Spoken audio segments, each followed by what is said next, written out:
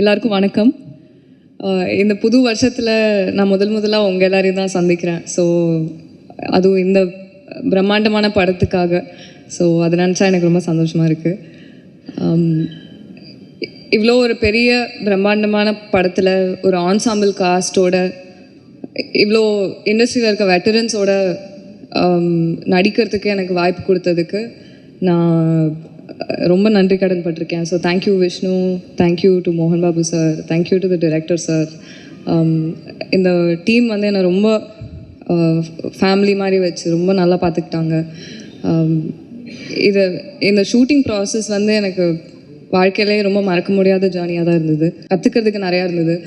First நான் ஆக்டிங்கில் தான் இறங்கினேன். இந்த படத்தை எப்படி எடுக்கிறாங்க, ஒரு படத்துக்கு பின்னாடி என்னெல்லாம் போகுது, அதுவும் இவ்வளோ பெரிய எப்பிக்கில் எப்படி எல்லா டிபார்ட்மெண்ட்டில் இருக்க வேறு டெக்னீஷியன்ஸும் ஆர்டிஸ்ட்ஸும் ஆக்டர்ஸும்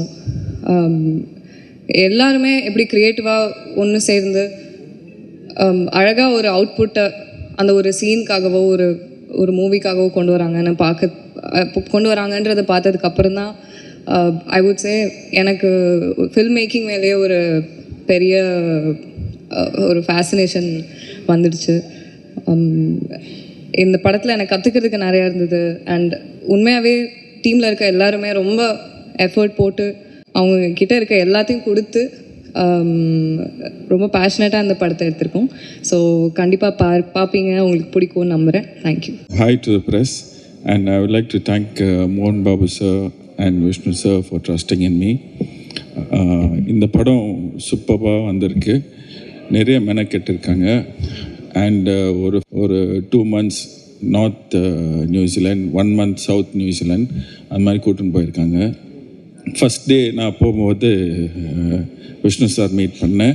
அங்கே ஒரு 3 கேமரா, ஏதோ ஒரு ஃபைட் போயிட்டுருக்கு, ஷூட் பண்ணிகிட்டு இருக்காங்க. நல்லா இருந்தது பார்க்கறதுக்கு, சூப்பர். நான் கொஞ்சம் பேசினேன் அவர்கிட்ட. அப்புறம் கேட்டேன், சார் ஒரு 40 degrees இந்த பக்கம் லெஃப்ட்டு திரும்பினா இங்கே ஒரு 3 கேமரா ஏதோ போயின்னுக்குது, அங்கே என்ன சார் ஷூட்டிங் பண்ணிகிட்ருக்காங்க? அங்கே அதுவும் நம்ம படம் தான். அங்கே வந்து மதுபாலா அவங்க மேடமோட க்ளோஸ்அப் எடுத்துகிட்ருக்காங்க.